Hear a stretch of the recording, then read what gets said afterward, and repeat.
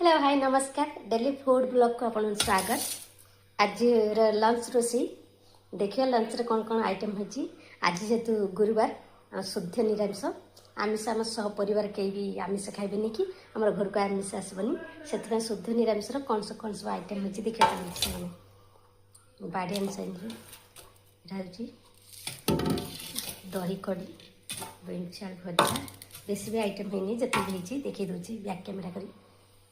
आज लंच खाइबार गरम भात ता सहित आज स्पेशल दही कड़ी भुसंगा पत्र पड़ी छुंक दिखाई ता सहित खुमा आलू आलू बड़ी बैगन टमाटो पड़ी यहाँ गोटे छुंक तरकारी होती ता सहित यहाँ हूँ बीम छुई आलू भजा होती। आज लंच खाइबा